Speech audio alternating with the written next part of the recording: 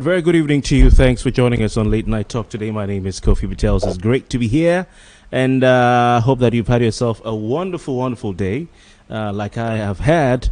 It's still coronavirus all over Nigeria, all over Africa, and all over the world. And there's nothing making news as much as the coronavirus is making news. Unfortunately, we don't want it to be like that, but that is the way it is. Today, we have news coming in to us indicating that Nigeria is about to bring in or import those Nigerians who are stuck outside the country and can't come in because of the lockdown, the closure of the nation's borders, the land borders, the sea borders, and the airports. Of course, you know that the federal government closed the airports, closed the access into Nigeria by land and by sea. However, yesterday, we got news that Foreign Affairs Minister Mr. Geoffrey Onyema said that the federal government was putting plans together with the Emirates airline to, quote, bring Nigerians abroad back home. So this is where we stand right now, and we're asking you, what do you think about this? Do you think that Nigerians abroad should be allowed to come back home or not? Would like to see your comments in the comment section because you're following everything. We're live on YouTube, Kofi Bartels, and live on Facebook as well. I have a gentleman with me on the show this evening. He joins me on the line from somewhere in Nigeria. I won't say where he is, except he wants to say where he is. But my name is Kofi Bartels. Good evening to you, Livingstone, Wechie. Good evening, Kofi Bartels, and good evening, everyone. Wow. Livingstone, it's nice to have you on the program today. It's been quite some time, but we're glad you can make time to join us today. Thank you. It's nice being with you, too. All right. Livingstone, hope you're well and safe, wherever it is you are. Well, the safest place to be, like they say, is stay at home. So I'm home. So I'm safe. All right. That's fantastic. Good. That's fantastic. What are your thoughts on the way the federal government of Nigeria has handled coronavirus since it came into the country? Well, I think it's been a most challenging experience for the federal government, just as it is for every other state across the world, because it's such a pandemic that no nation has ever witnessed, at this scale, exposing some of the inadequacies of health systems around the world. Nations that were hitherto referred to as developed nations are overwhelmed, having their health systems collapsing on the face of this pandemic. Therefore, I think the Nigerian government has done all that it could, even if it's also expected that they can do more because of the capacity and resources. They've not done exhaustively and sufficiently enough, but they have also recorded some measure of success. It's not been an easy one, particularly facing a health crisis that is totally strange to mankind. You have an invisible soldier without a gunshot shut down the whole world. The whole world went on a compulsory holiday. People were getting infected by viruses that they cannot see just by walking on the street or by meeting someone who looks very healthy. You can get infected if the person's fluid gets in contact with sensitive parts of your body, particularly your ear, eye, nose, and mouth. So, but the effort of the federal government at this point, should be commended, but there are still gaps on field. There are still fields uncovered. Livingstone, when you say the efforts of the federal government should be commended, what exactly have they done that Nigerians should commend them about? Well, first of all, I think in as much as it is arguable, the closing down of our international airspace at the time they did, even though some argue that it was late, helped in arresting the situation from surging beyond the current status. Again, I would say that the area of sensitization has not been done too badly, even though there are still people in parts of the country who have doubts that COVID-19 is real. The federal government has partnered with widely relevant agencies, both public and private and international organizations, in sensitizing the masses.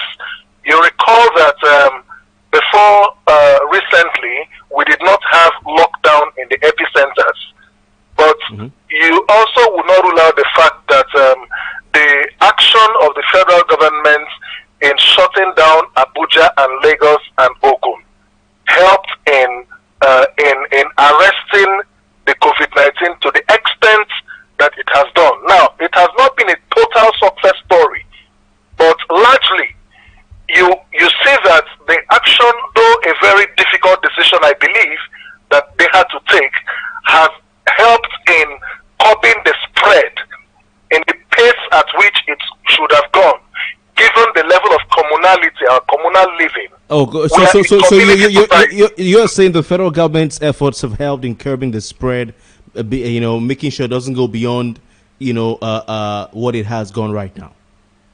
The initial steps by the federal government at locking down our international airspace, as well as locking down the epicenters, which is Abuja and Lagos, helped so much. It would have been more than what we are currently experiencing, even though I think that enough has not been done in terms of testing.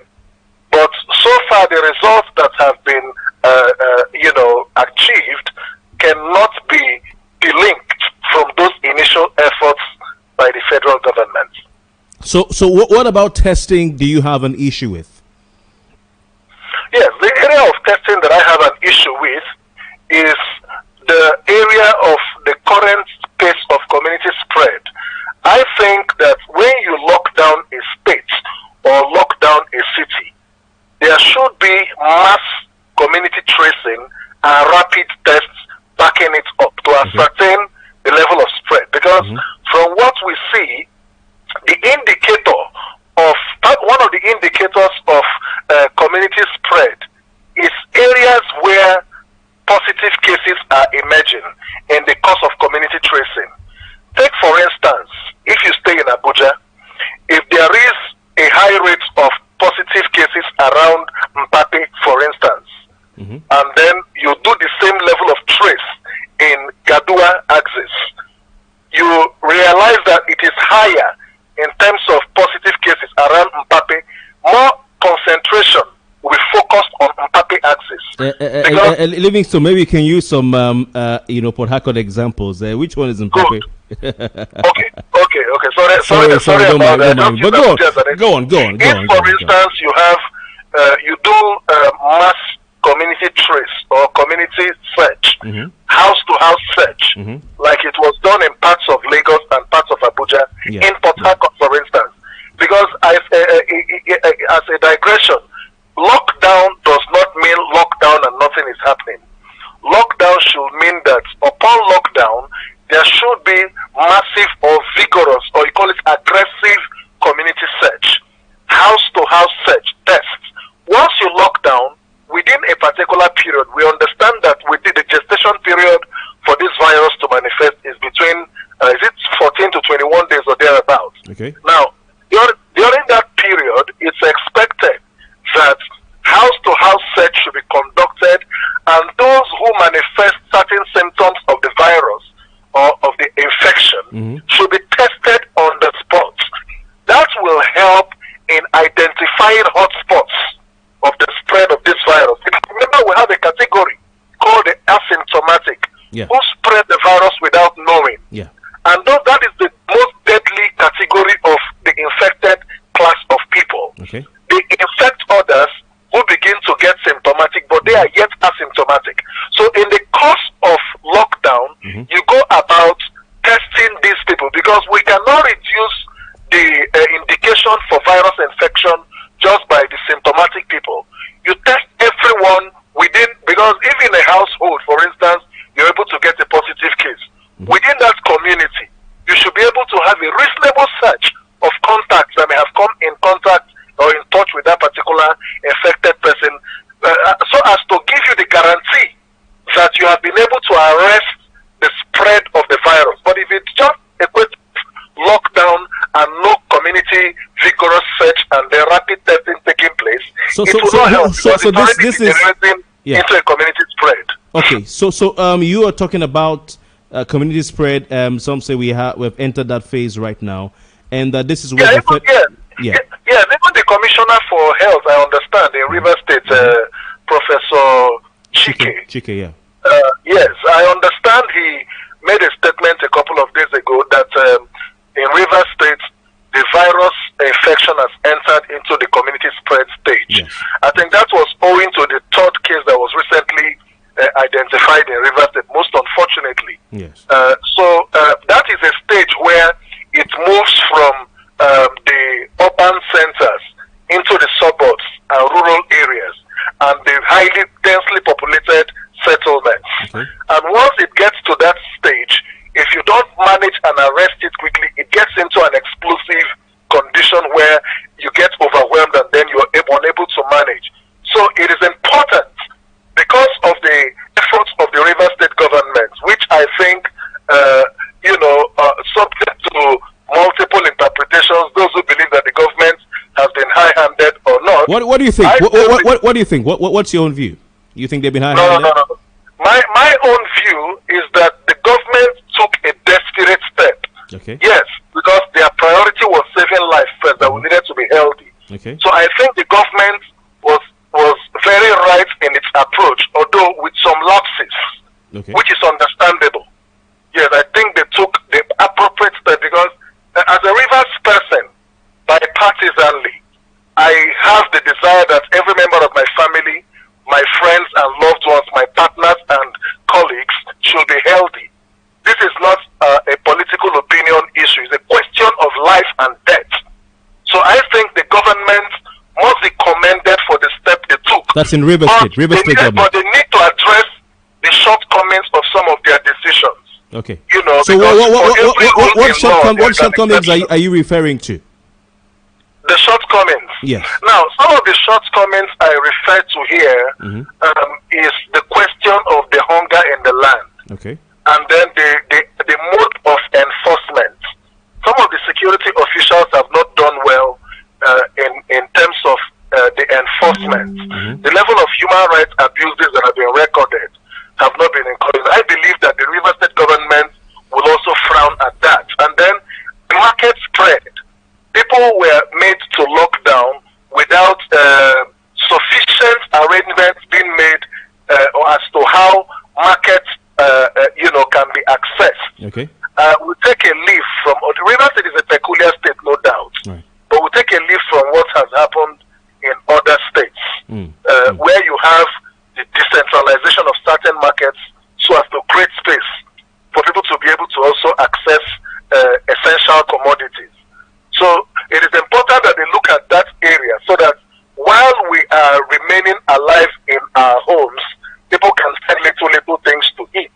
So to that extent, I think the mode of enforcement by some of the security agents and then the decentralization of markets should be looked into so that people will also have something to eat and be able to get essential commodities. We also had cases where the governor announced the shutting down of parts of the state, and those areas that were not included in that directive were included by the security agents themselves, and they began to harass innocent citizens across the state. That was not a welcome development. But that aside, my opinion became that if it required that we should run mad in River State for us to be alive, we should run mad. Wow. If the governor needed to get crazy for people to be alive in River State, he should get crazy. Okay, so I believe that another shortcoming that came up is the political angle of the matter. Some players in the system began to politicize the matter along party lines, which I felt how?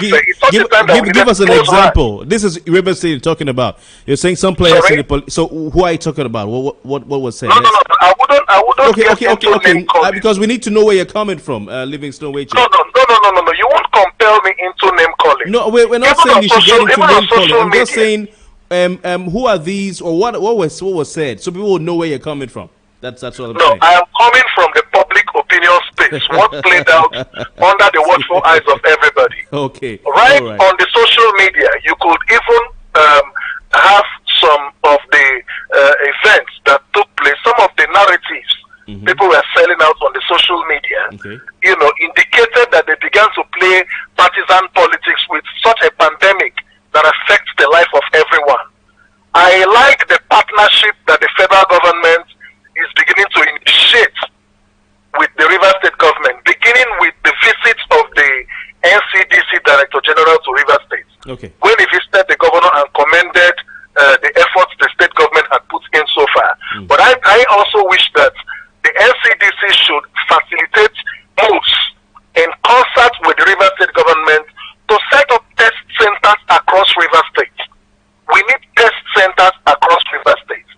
If that is done, it will show a measure of seriousness that you're not just locking people down, but you're also making efforts to eradicate this pandemic and make the state safe. Because River State is almost an indispensable state in the economic livelihood of this country. Almost an indispensable state. Therefore, it is important that every effort must be put in to protect the state. If the state goes aground with this infection, the economy of this nation will disappear. There is no doubt about it. So I think that partnership is important, and every level of government must synergize. I know that it is difficult. We are a very highly politically charged society.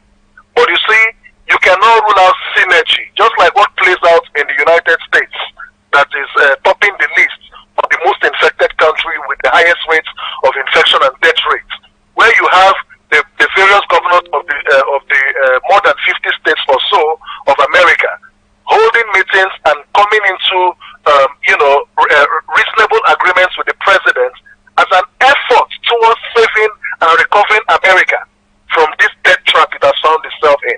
So the same should apply to our society. We should learn from other climes the way people are doing things, and very importantly, the media community has done largely well. Kofi, if not for the conversations going on, you work with Cool Nigeria Info Wazobia. I know I can tell the story on the community radio arrangement and engagement that your station is doing Okay. in sampling opinion and making several interventions, despite various criticisms and efforts to run down your station by certain characters. But I will commend the media in Rivers State. All the stations in the state are doing fantastically very well in ensuring that the appropriate information is passed to the common man on the street. Because if the information is not healthy and the information is not passed on correctly, the man on the street will take this whole pandemic with levity, and that will be very dangerous for the rest of us. So media communication and communication gap between the government and the people have been breached by the efforts of the media in Rivers State. All right. Although I think media should be supported more by government and other corporate personalities. Livingstone, very, very important points you've made, talking about the importance and the important role of the media in ensuring that, COVID-19 is kept at the forefront. You've assessed the performance of the federal government. You've not given them an A, but you've not given them an F. You've assessed the role of the River State government. You've not given them an A, but you've not given them an F either. You say they're trying, but more needs to be done. Nigerians weren't too happy at the slow pace or the slowness of the federal government in shutting the nation's borders. And a lot of people were saying, because we discussed this on radio, that it was important for Nigeria's federal government to shut the borders so that people who are coming from the coronavirus countries will cease coming. That's number one. Number two, most, if not all, in fact, all those who brought this thing to Nigeria came from outside. And those who got it here and got it from those who came from outside. We can talk about the late Abakari, God rest his soul, so on and so forth. What do you make of this current decision by the federal government to allow Nigerians who are stuck outside the country come back home? Don't forget, in Ghana, neighboring Ghana, a popular rapper, Sarkodie, has pleaded with the president of Ghana. He's almost crying. Please, we need to come back home. And Ghana has shut the borders to the citizens of Ghana out abroad. Should Nigeria do the same or not? Well, every state has its own peculiar situation, depending on their capacity to manage every situation they find themselves. Ghana, yes, the neighboring states, their condition or case may not be same and exact with that of Nigeria, but I think maybe the fear of the government of Ghana has to do with mass spread of the virus. Maybe they know what capacity is available to them, what resources is available to them, and they can only limit themselves to what is available so as to maintain the current results that they have achieved. But again, there is also a way to do it. I remember even the United States and the United Kingdom and the Germany and several other Western states evacuated their citizens from Nigeria. The British are still doing that because today, sorry to interrupt you, Livingstone, my brother. Go ahead. We are hearing that 900 stranded Britons are due for evacuation next week from Nigeria. No fewer than 900, which is a big number. Okay. Now, we must also study how that is being managed so that we do not dehumanize our citizens abroad. Okay. We do not indignify them and make them lose their sense of belonging, where government ought to give them the needed protection when the need arose. Therefore, I think what should be done at this time, learning from other climes, is number one, if they, before I go into that, I also have to establish that this COVID-19 knows no race, knows no tribe, knows no color. It knows no class, whether high or low. It can infect anybody. So nobody should be deceived to say, because I am black or because I'm white, because I'm Ghanaian or Nigerian, it will not come near me. So I want to say that efforts by government should tilt towards ensuring a clean bill of health for anyone that must come back to Nigeria. I remember the outburst of public discontent when Chinese citizens were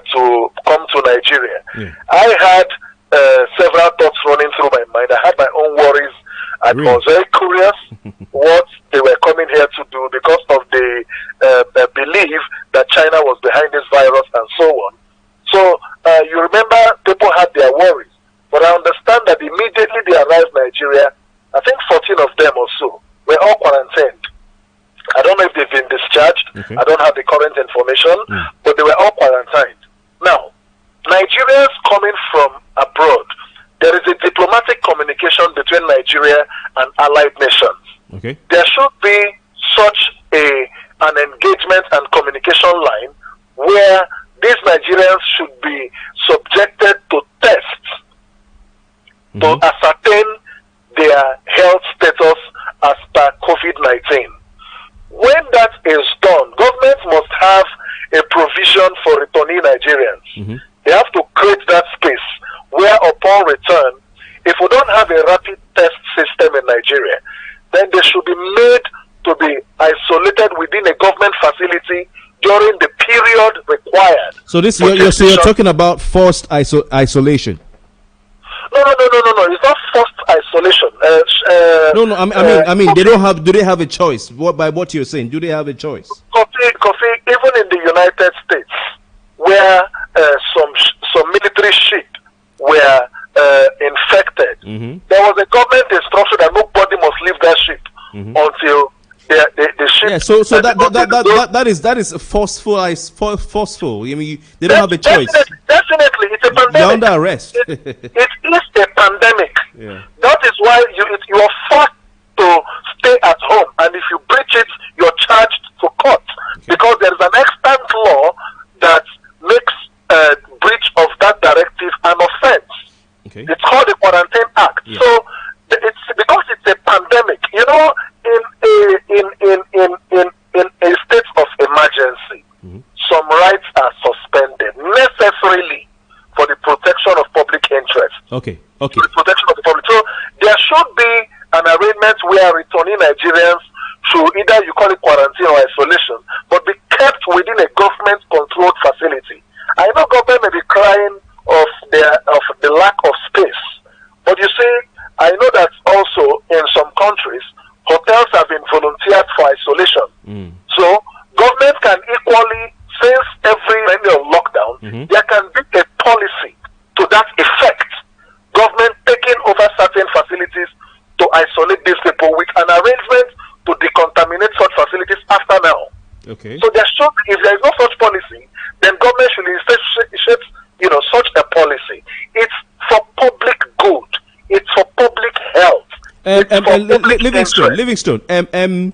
With all that's because I mean, initially, the federal government. I remember Minister of Information Lai Mohammed said, "No, we're not going to allow. We're not going to quarantine anyone. We don't have to do that. Just go home." Okay, he said we won't shut the airports. That's what he said. Then later, they said we're just giving you advice to go home and self-isolate, and that was what was being done in the past. Doesn't this show a bit of a double standard as far as Nigerians are concerned? Because some will say, okay, maybe we had some big persons, important people outside the country, government officials, their family members, and that's why they allowed them to come back and they didn't quarantine them, and then they took them, allowed them go home. Allow them go home. For instance, Atiku Abubakar's son, Abubakar, and now they're saying, we're talking about quarantining them whether they like it or not. Yes, because the thing is this: during the early stage of this pandemic, there were too many trial and errors all over the world. People began to make several suggestions, and then the next day, when they had the superior knowledge, they reversed themselves. So I would not want to belabor myself with some of the positions Lai Mohammed took, because Lai Mohammed is not a public health official. I would toe the line of the Minister of Health and that of the Director General of the NCDC, that's the National Center for Disease Control, where he even recently said that those who test positive in the FCT, for instance, will no longer be allowed to self-isolate, that they must ensure that they are brought into government facility for proper monitoring and treatment. Well, they said that, and I think now they're changing their stance to say, okay, private facilities can take those who test positive. No, I'm not aware that they have allowed private facilities. Yeah, they are allowing. As a matter of fact, they even training. Yeah. Even in Lagos State recently, about 8 to 10 hospitals were blacklisted for running private treatment for COVID-19 patients without NCDC approval, authorization. Absolutely. Well, right now, they've done a U-turn. They're allowing private health facilities that are approved to cater to those who test positive for COVID-19. But what they're doing is they're embarking on training. For instance, over this week, there was a training in River State, the NMA, and I think a body called Association of Private Health Physicians or Practitioners, something I saw it on Twitter. It was tweeted by the River State Primary Healthcare something, one of the health response organizations in River State under the state government. They tweeted. So I think they're beginning to realize that in fact, what they said in that tweet was that the private health facilities are the forefront of this fight. Okay. Yes. Okay. Now, you know that whether they call it private or public, the doctors that that work in public hospitals also own their private clinics. Absolutely. So they are still the same set of people. All of them are members of NMA. We are just the ones drawing that dichotomy here.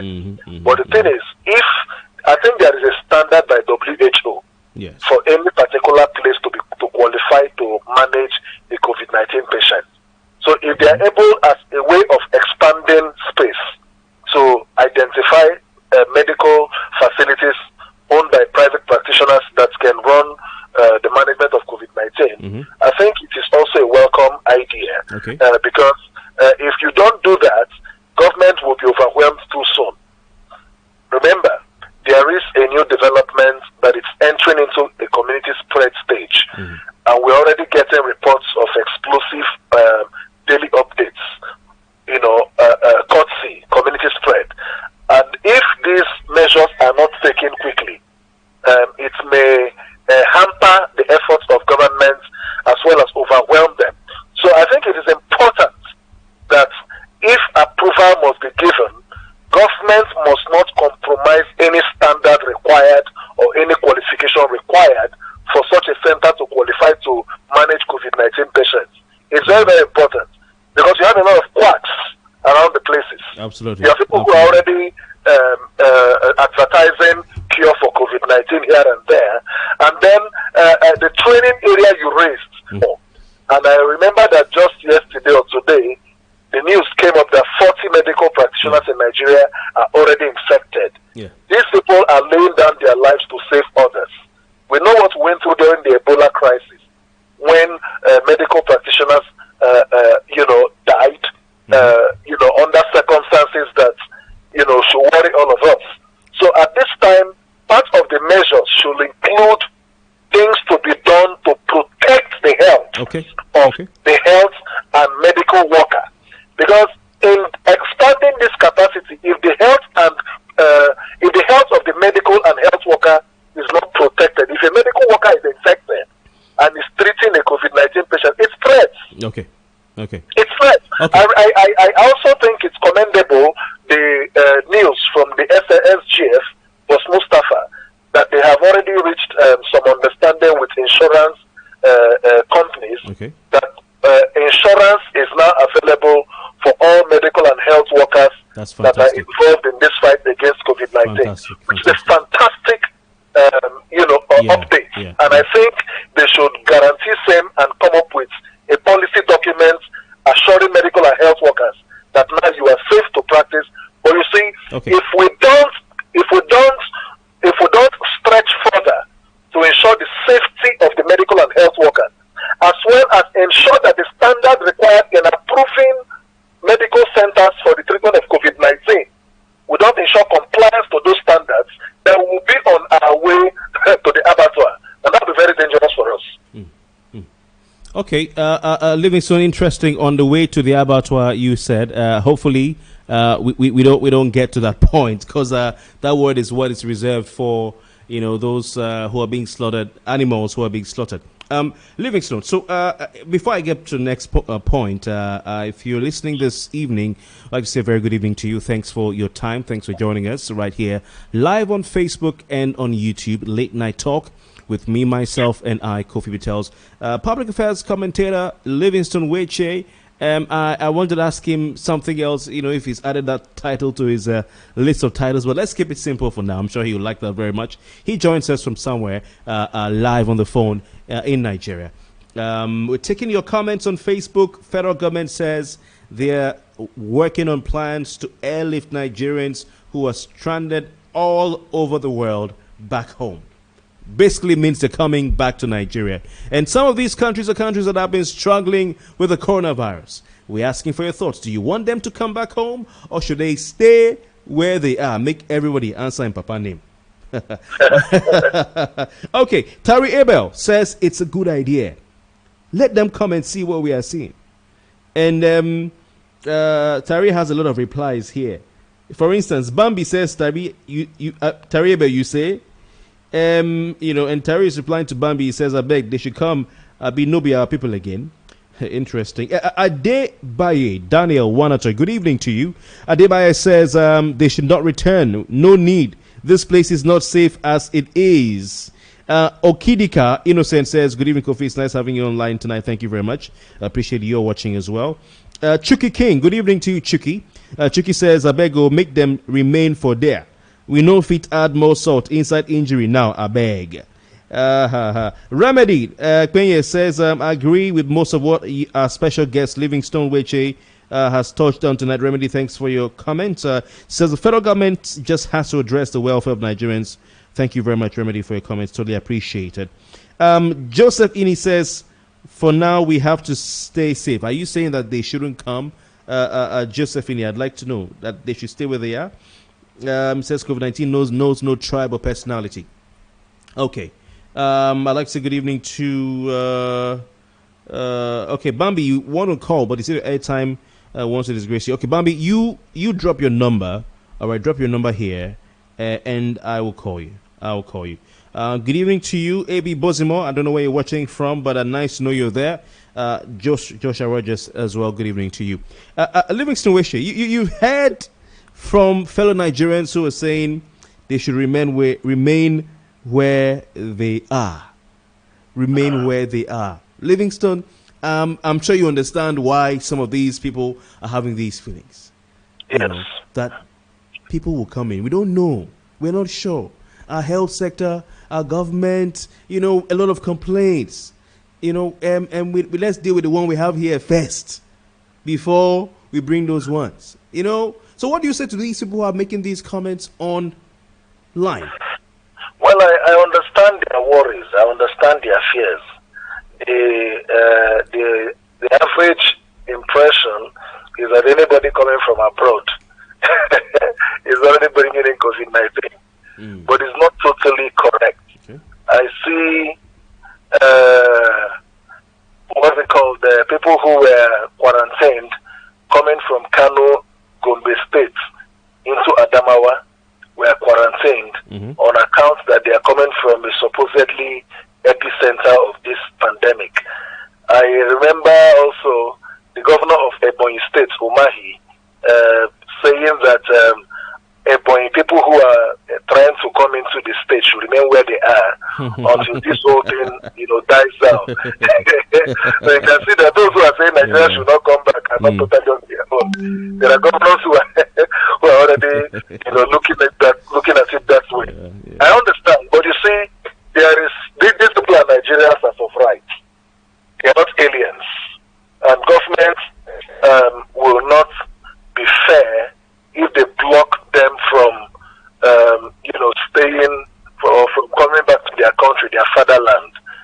The pandemic called COVID-19 is due to no fault of theirs. But that does not mean government should throw caution to the wind and open up its airspace and borders because you're a Nigerian, you just come in. But WHO has set standards on what can be done and how such situations can be managed. And I think Nigeria should employ those measures to guarantee the health safety of those persons coming in from abroad. Like we did mention earlier on, There is no cause for worry. COVID-19 is not a death sentence. Livingstone, when you say there's no cause for worry, we're asked to stay at home. I'm not saying it's a death sentence. I'm saying that, this is a serious issue. It's life and death, basically. Let's not market fear. I understand when people are worried, not because they shouldn't be worried naturally. Every one of us is bothered. We're all concerned. But what we must avoid is to plant fear and stigmatization. Because if you look at it psychologically and socially, we are battling with the stigma and the backlash of this COVID-19 as it affects the mindset of people much more than the disease itself. People fear the name coronavirus. Even when you watch some of these comedy plays online, people running helter skelter. Coronavirus, everybody, everybody's campus, Kofi, as you are there, I hear that an index case visited your company yesterday. You will not come out from your room. I understand that, but absolutely. We must not allow fear take the place of precautionary measures, because people even die before the results are out. People die in their minds. That's what I mean. So we must be knowledgeable enough and comply with the guidelines that are set out. It's not a death sentence. People are recovering from COVID-19. That is not to say we should open up ourselves to the infection. What we are saying is that we have health professionals, we have medical professionals, we have a Ministry of Health and an NCDC that is saddled with the responsibility of managing this situation, and they should employ the WHO standard and guidelines in managing such returnees. We had suggested earlier on this platform that they should be ascertained from the countries they currently find themselves, and then upon return they should be compulsorily isolated in a government facility. So, Livingstone, before you move to the next point you want to make, I mean, compulsorily isolated in an isolation facilities. We all know how Nigerians travel. We all know how Nigerians travel, that they go around the world, in their hundreds of thousands every single week. We all know how many Nigerians are scattered all over the world. Right now, we don't even have enough beds to contain the situation in the country. We need more. More. Where are these people who are going to be allowed to return back to Nigeria going to be kept? Where? Good.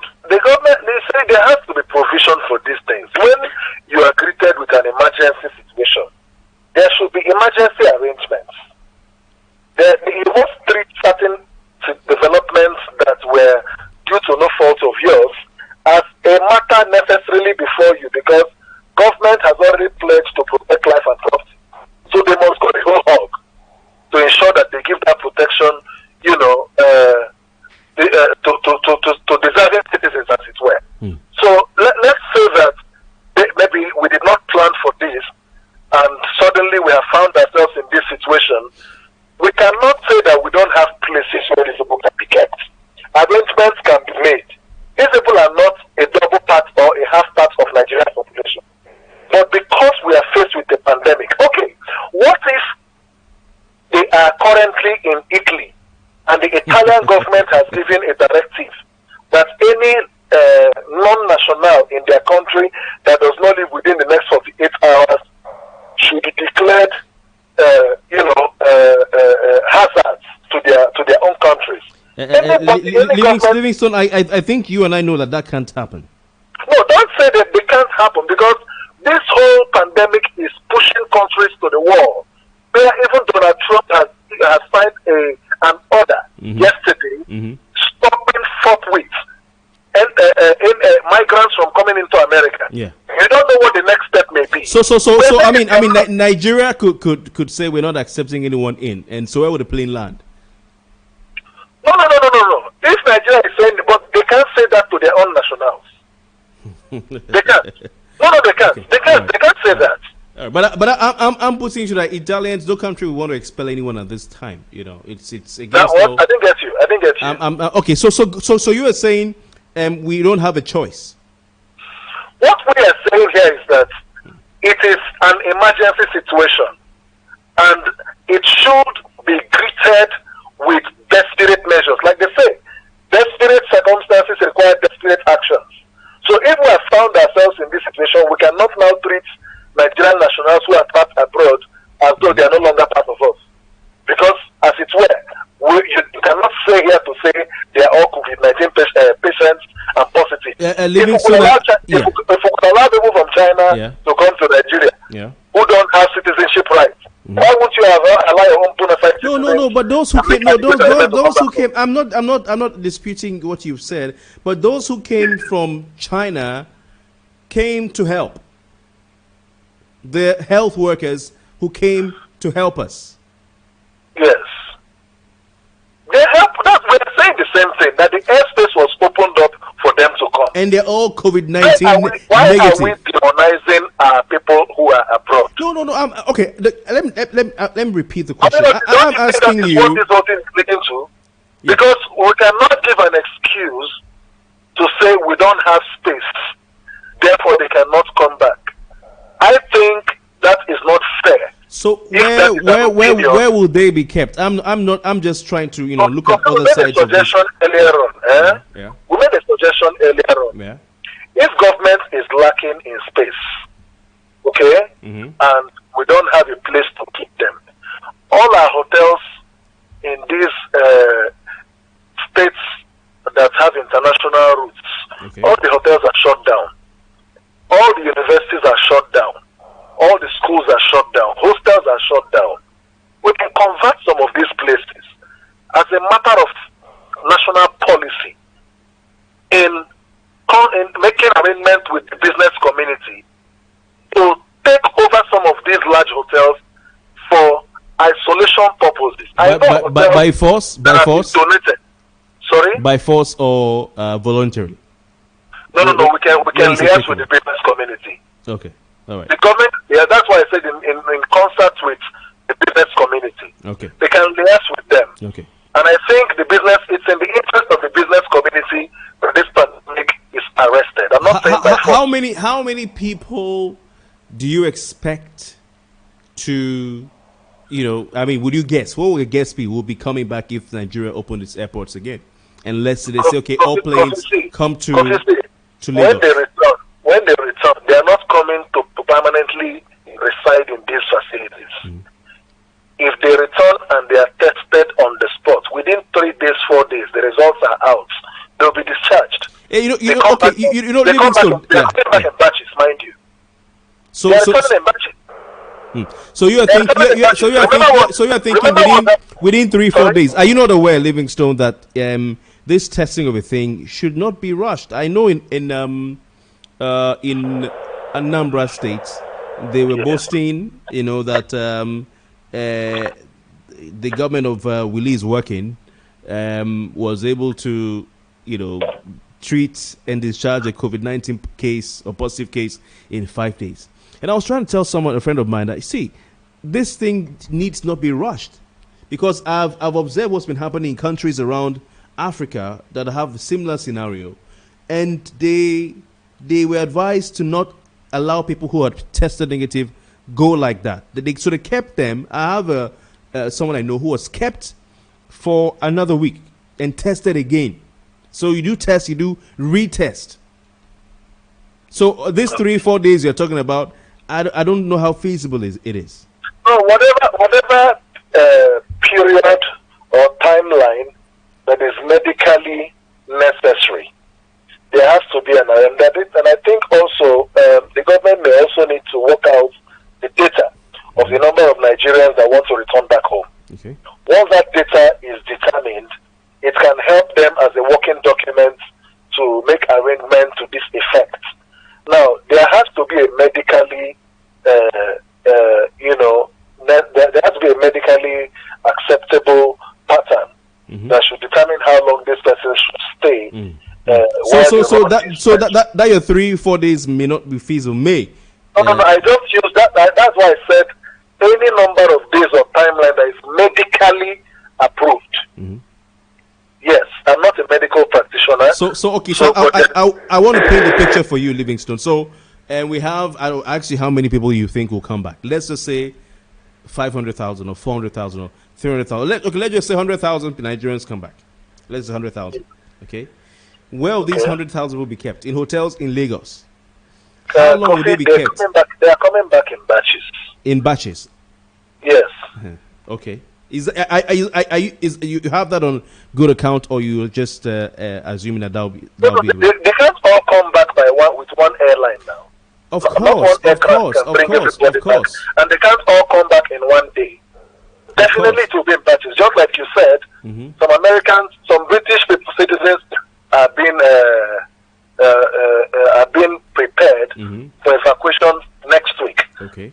I think some had left earlier, if I'm not mistaken. So they are not all coming back in one day.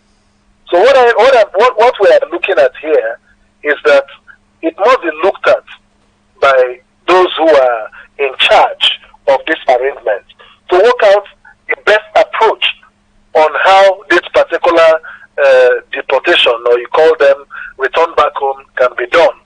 But it must be done within health safety rules. It must be done within such a guideline that will also protect the environmental and community health of Nigeria. So if we look at because I'm trying to find out how feasible this is. We look at, say, 150,000 Nigerians coming back from different parts of the world. Could be less, could be more. And we don't have isolation beds, enough for them. So it's okay. Hotels in Lagos State, keep them. Yes. Now, a lot of hotels, if not all of them, have asked their staff to go home. Kitchen staff, different kinds of staff to go home. And I don't know who amongst those staff will want to come back to the hotel when they know there are potential coronavirus patients or persons have been brought to those hotels. I don't know how many want to come back. So how would the logistics be handled of taking care of? Because even if they're coming back in batches, fact is they're still going to mount a particular number. And it won't be a perpetual exercise. It will be probably something that will happen about 1 week, 2 weeks. And if the authorities want to be truthful to themselves and be honest, they'll have to keep these people there for 14 days. Why am I saying that? I know people who returned back home to Ghana when they just beat the deadline where the Ghanaian authorities shut the airports. And they were taken to hotels in Accra. And a cousin of mine was kept in the hotel, quarantined there for 2 weeks.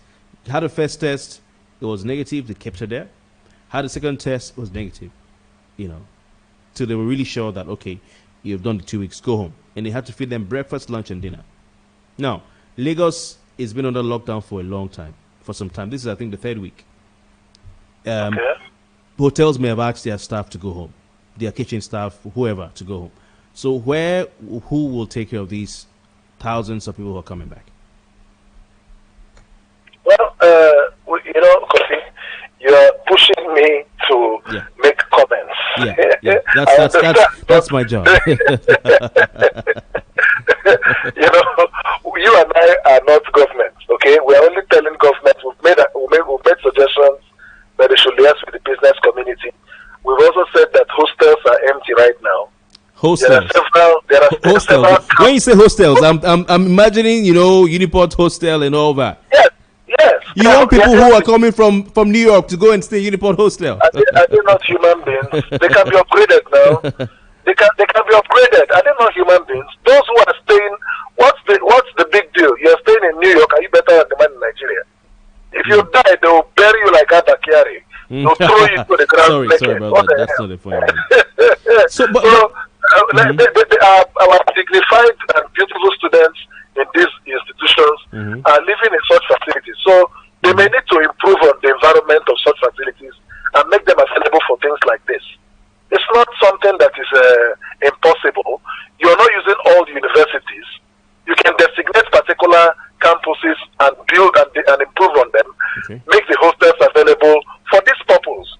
It's only serving this particular purpose. And I think it can work. We have to start looking at options, weigh options and look at alternatives that can help so that we move fast on this lane to address this particular issue. Okay. It's an emergency before us.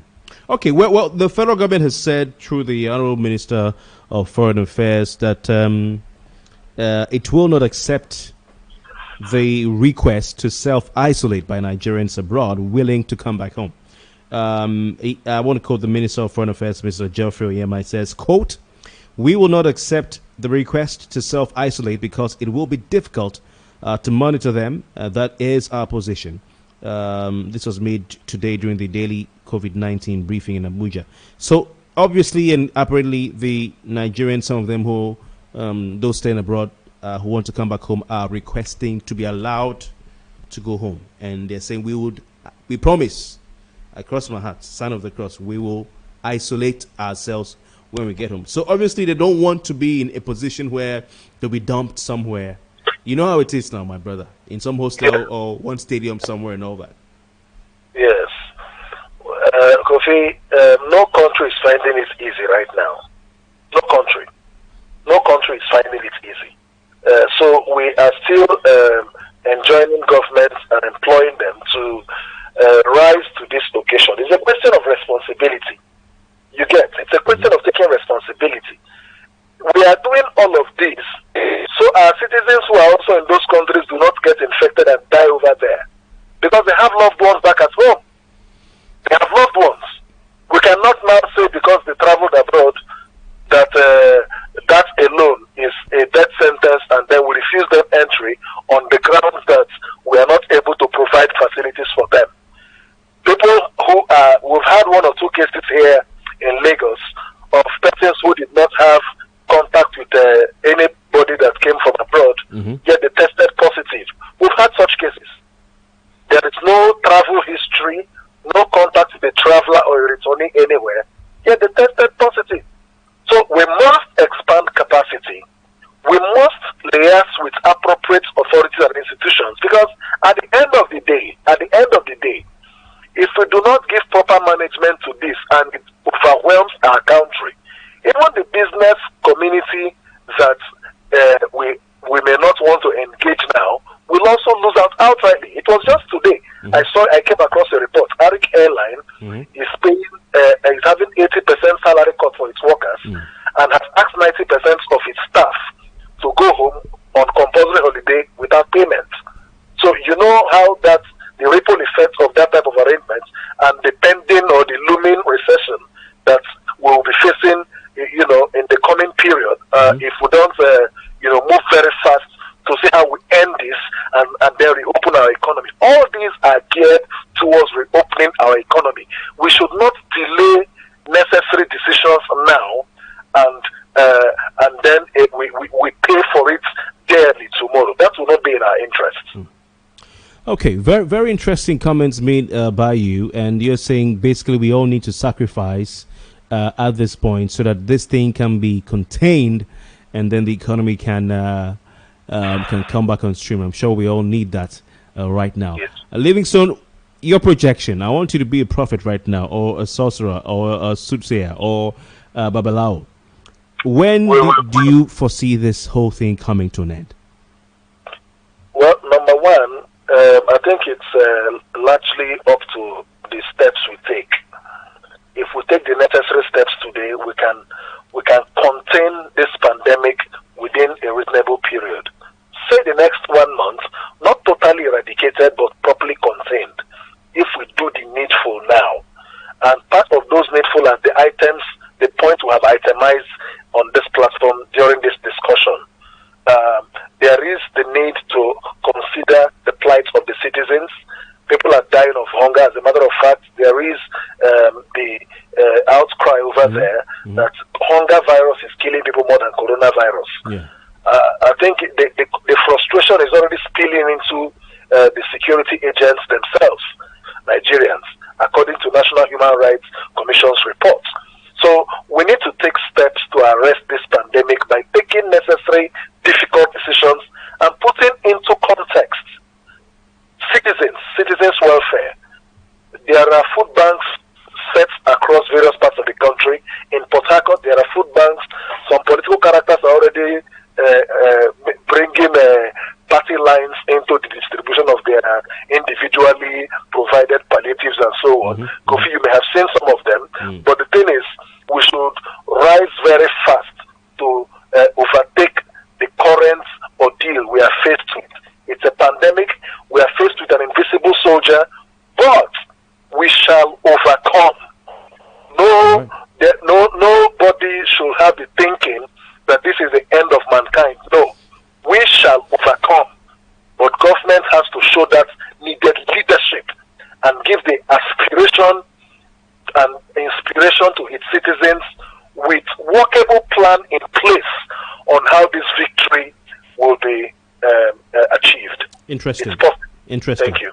Interesting. Spoken like a preacher, man. We need to have a private conversation with Livingstone. Okay.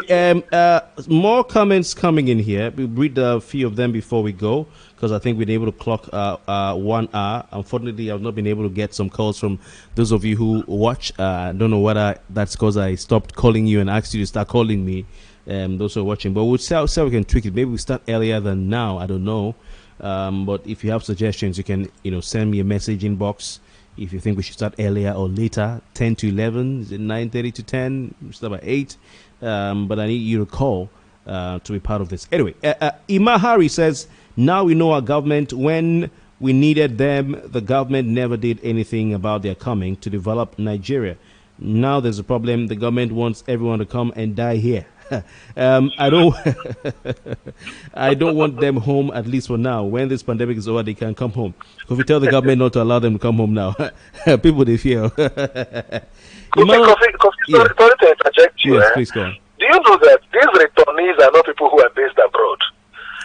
Most of them that are those from the reports we gather are those that traveled on business trips and other matters, not people who are based abroad. Yeah, true. So that we don't begin to categorize them as people who have been abroad all this while and now they want to come back home. No, that's not correct. That's a very, very important reminder. Thank you, Livingstone. Emmanuel Ejekam says, watching you from Dakar, Senegal, we are all safe down here by His grace. Just that nothing is moving as per the lockdown. Okay, Emmanuel, we're praying for all of you. Wish you the best and safety, and thanks for watching us. We've been having people viewing from Japan, from Accra. Now we're having Dakar, Senegal. Wow. Thank you very much, Emmanuel. I think that's the last message we have here. I'd like to say good evening to Chidebere Nogolu. Isaac Edima Chikadibia Iwang, good evening to you. Mr. George Okoyo, Engineer George Okoyo, good evening to you. Efe Jamaho, good evening to you as well. Those are some of the messages we've had on our Facebook page. Livingstone Wechie, it's been a pleasure having you on Late Night Talk today. Just to look at what exactly Nigerians think and should make of the federal government's move to bring those who are outside the country back home, Nigerians outside the country. Yeah. But don't be surprised, despite what you said, Livingstone, don't be surprised that some people who will be coming back home are those who who stay there, but they visit every year. I don't think they are the dominant. They are the dominant figures. They are not the dominant figures because people traveled and got trapped. I know of family friends, spouses who traveled apart. The husband came back, but the wife was trapped in another country. True. So you have such cases, and I think, Kofi, before we close, I think we are wrapping up. I want to use this medium to strongly condemn in the strongest terms the alleged maltreatment of Nigerians and Africans in China. The Minister for Foreign Affairs, Geoffrey Onyema, yesterday issued a statement expressing government's regrets. And he made a statement, he said the red line has been drawn and we'll fight this to the end. I don't know what that means, but on the Citizens platform, I want to say that China has a duty to apologize to Nigeria and ensure that redress is administered for all those who have been maltreated. Whether they like it or not, they have abused the rights of Nigerians and other Africans, allegedly from the videos we see online. So that should be on record that Africans all over the world are angry and condemn in the strongest terms the attitude of the Chinese.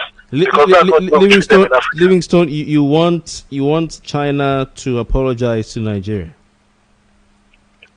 China should apologize to Nigeria. They should take responsibility and apologize. I don't know if it's today ahead in the And news. they should also go ahead to compensate all those who, because Onyama made that statement yesterday, that those who are affected, that government will take action that it requires compensation, but the Chinese government should consider such options too for those who are affected. I heard today some sum of money that the Chinese government had donated to Nigeria to support its efforts in fighting coronavirus.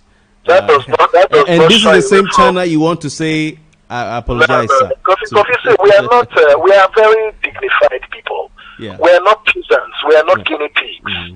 Okay, so I think we are not guinea pigs. Yes, we are dignified people. Yes, but Africans, we are collecting handouts.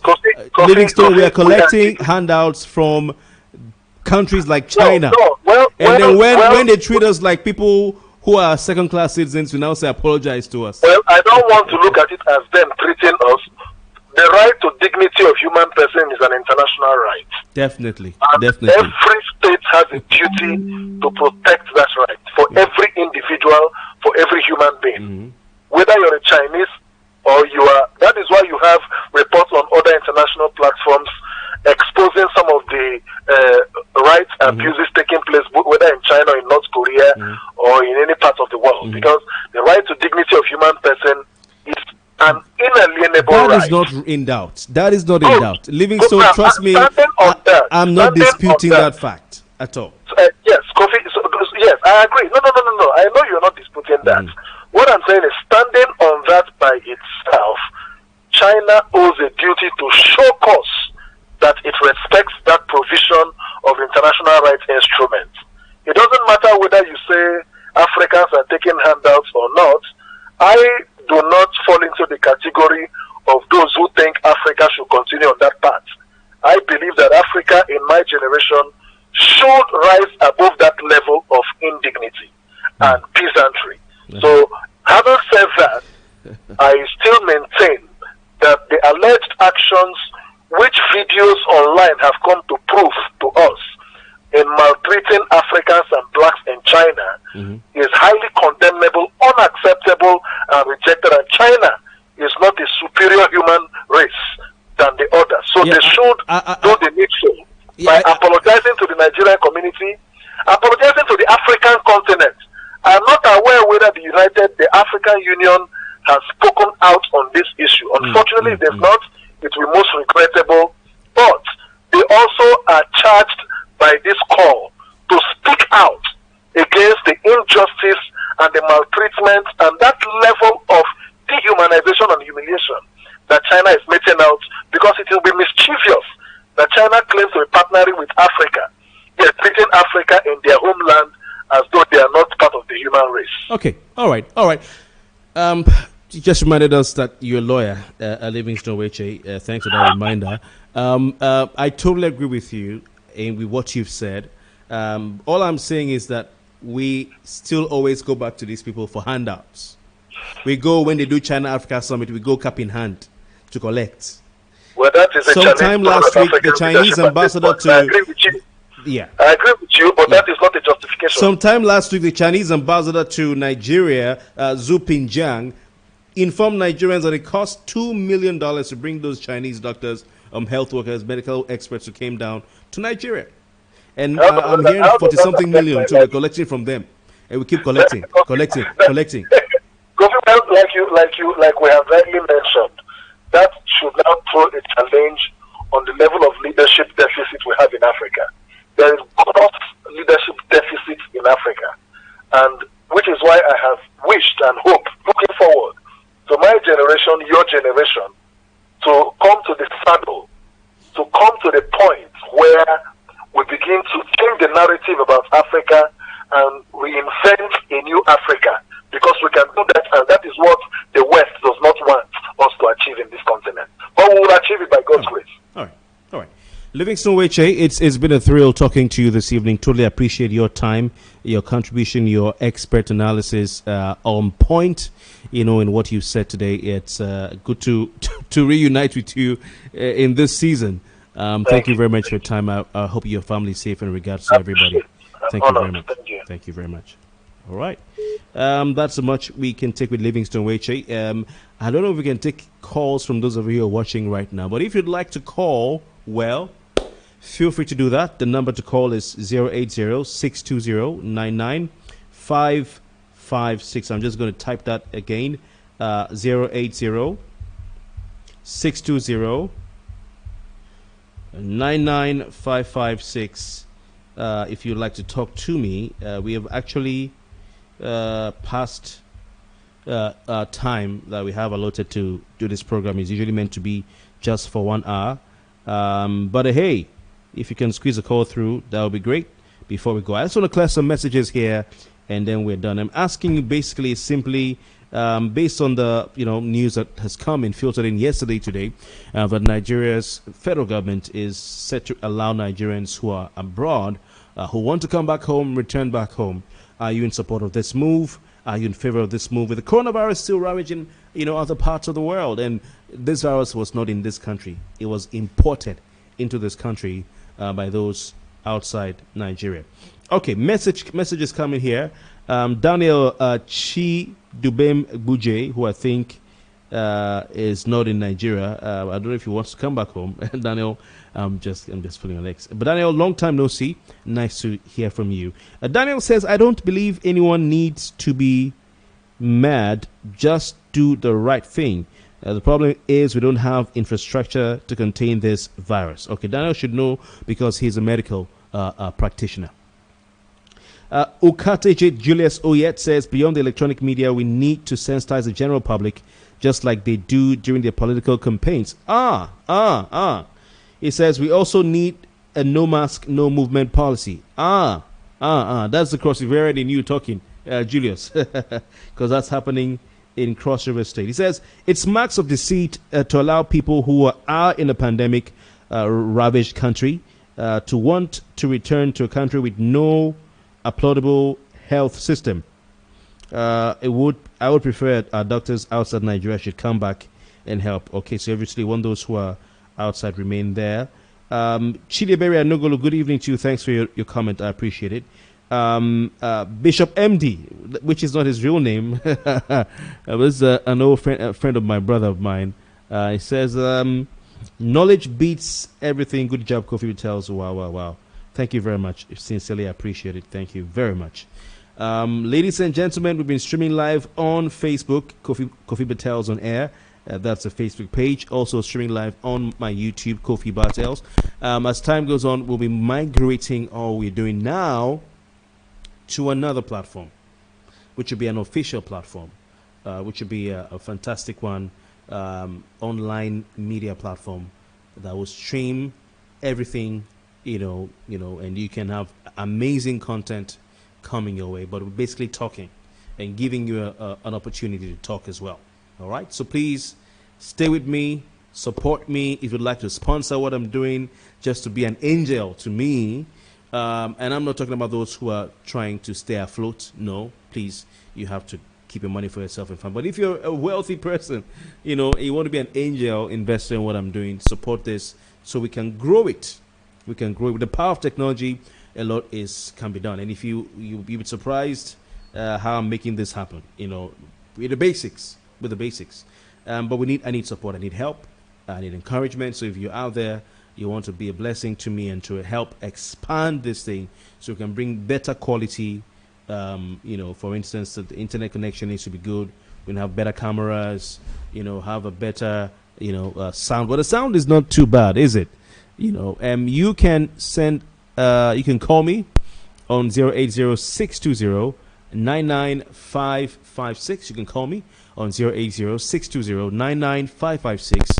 And you can also, or you can message me, inbox on my Facebook page, and I'll be very glad to hear from you. So we can take this higher and make this bigger. And hey, as we expand this, also be employing people as well too. 1 or 2 people. Some will help with the light, some will hold, the sound, some will control the system, and make it work, and then they can get something in their pocket at the end of the day. All right. If you want media training, drop me a message inbox, and we can discuss as well. I want to pray for those of you who are watching right now. Father, we thank you for your grace and for your mercy. For those who need encouragement, Lord, we pray that your spirit of encouragement shall go their way in the mighty name of Jesus. For those who need peace right now, we speak peace. For those who need a new mind, oh God, a refreshed mind, oh God, who are going through issues psychologically, emotionally, Lord, meet them at the point of their need in the mighty name of Jesus. I wish you all a fantastic night. God bless you. I've been doing this for the past 3 weeks, every single weekday. I think I missed only once. And I'm happy to bring this to you every single weekday. But I need your support. All right. So see you on Monday. I'll be back on Monday. And we'll be making this more exciting. We'll be having people on video call with us. You see them. You see me.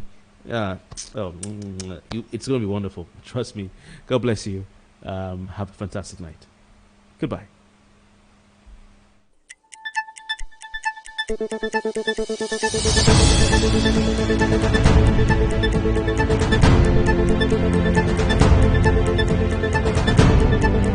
Thank you.